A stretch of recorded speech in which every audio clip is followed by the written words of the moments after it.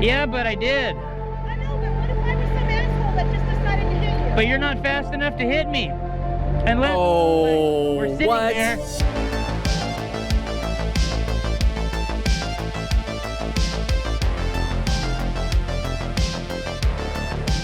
All right, Valkyr or something rides. All right, this is an intersection, orange stage, prepped and ready for any side of the vehicle, which is coming up right here. So that person's gonna cut us off and we're gonna get pissed. Simple as that. It happens all the time. So if we understand it happens all the time, let's anticipate it and do something about it and not haul ass and actually slow down. Just let him in. Okay? OV Rider Motovlog. Of patience several times because the driver completely ignored his Watch out, you got that. So we're gonna adjust. Good job. Watch out, blinkers. So brake, brake, brake, brake, brake, brake, brake, brake. Stop fighting. There you go.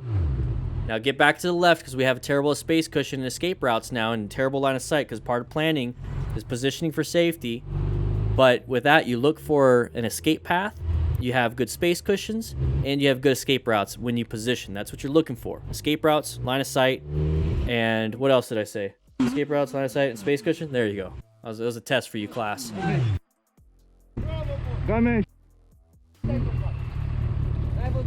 All right. I don't know exactly what's happening here, but it doesn't matter. Here we go. Cartios. Moving through here. Lane filtering. Watch out for anybody coming out like that. Oh, kids not paying attention. Watch out where you go. Watch where you're going. Not paying attention. So that was a line of sight problem. Let's take a quick look at that. So we have a line of sight problem. We're coming up through here. We don't see anything over to the left. Okay, we can't see past these vehicles. All these vehicles are blocking it. It might as well be a bunch of trees. Can't see anything. All you can see was what's in front of you. So right now, our line of sight is only good forward. It's not good to the left. It's not good to the left. It's not good to the right because you start to have these vehicles. But it's good enough, right? So the only thing is we should be going slow. And we are. We're looking at where we need to go, but this is that problem right here. This is what scares me when I'm riding or when I'm doing anything. I use the haunted house descriptor, metaphor thing, is that you're looking around corners. You're looking around corners. You don't want that person jumping out and scaring you, so you're kind of taking it easy around blind corners, but when you have a big, wide open area, you just run, right? So it's kind of like this. Can't see anything, and then as soon as we see this little kid jump out, we have to do some emergency red stage progressive braking. Get yourself in a good position and squeeze, squeeze, squeeze, squeeze, squeeze. Don't turn the handlebars and squeeze, squeeze, squeeze. You want to just squeeze when you're going straight, okay? So squeeze. Now you see how even perception, reaction, and then now braking, okay? So we have total stopping distance right here. He's perceived, reacted, and it was braking. He stopped right here. He already hit 3 kids if they were in his way. That's a big situation. That's a big problem, and it's not the motorcycle rider's fault. It's the kid's fault. But the kids are dumb. They make mistakes. So here's what you need to do. You need to be a smart rider. And just in case this happens and you crash and you fall into the ground, make sure you have full gear so that you're not damaged yourself. And then you go ahead, and here's the thing. You rescue these kids. You have to remain calm yourself. You got to ensure your own safety so you don't get hit by any vehicles. And if they have any major bleeds, make sure you stop it. Kids shouldn't be doing that, but sometimes happens. Sometimes it happens. Watch out where you're going. Lesson learned. So I kept the following distance of at least 2 to 3 seconds. At 25 miles an hour, 2 to 3 seconds gives me more than enough time to stop. I like... Ooh. Oh my God. Good job with the progressive brake pressure. Let's go back just a little bit. So what happened here? What happened here? This person is stopping. There's the brake lights. Now, if we are in this situation, would you apply the brakes just like this? Or would you find an escape path? What do you guys think you would do? I think I would try to brake. I'd try to brake. Oh, crap, I'm not stopping. And then I'd stop braking and try to swerve and get around that. So always look for multiple escape paths, okay? So you need to plan your ride. So you're positioning yourself for safety. You're locating hazards. Let's go ahead and get that text off the screen. So you're going to go ahead and position yourself for safety, locate the hazard, and adapt and navigate. So right now we're adapting by applying the brakes and then escape off to the right. Let's just do this. Escape off to the right. Okay, that might be the better option, especially at this speed. But he did a good job braking. You kind of hear the ABS kick in. Let's listen.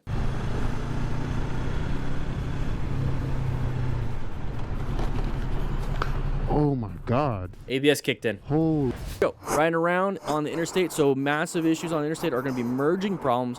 No path of travel like an intersection. Okay, we're going to turn left. We have this person just jumping around. Good job on the braking. A little bit of the horn. Check your pantalones on that one. A little jumping out at you. So I think that was the incident. I think we might have tried to do something else, but that's not what we're here for. We're here to learn. We're here to learn. So let's move on with this one. So we got this person merging over. So the full right lane, everyone's merging to the left. Okay, so that should give you an indication. We also want to move to the left because we start to anticipate some of these things. We are situationally aware. You look on the whiteboard right there. Or not the whiteboard, the board over there. We're yellow stage. Now we're kind of moving into the orange stage. We're prepped and ready. We perceive that there's a possible merging issue. So we got to watch out for that. Now we're going to have this vehicle be the one that does it. Now, why would this vehicle want to switch this lane and then this lane? Well, this vehicle's slow, this vehicle's slow, this vehicle's slow, this vehicle's slow. All these vehicles in front of that white vehicle that is there is going slower. So they like to gun it and do that. Obviously, they can't see us because they're not looking for us. So let's not spend too much time on that. And they're switching around. So at this point, when you see them kind of cross that line, our head move towards it because movement and light colors and even lights grab our attention, okay? So that's what happened there. Grabbed our attention. Now, what can we do? Can we swerve left? Yeah, we can swerve left, but it looks like we have a lot of vehicles in that left lane, so it might not be the best option. How would you know about that? Having good situational awareness and doing your 360 situation. Situational awareness. I swear I'm having a tough time saying big words today. Make sure you're checking your mirrors, doing head checks. That way you can get that 360 situational awareness. All right, so we can swerve, maybe. But what's the one thing that we definitely can do? We can go ahead and apply progressive brake pressure, which is going to be off onto the right side with our right hand.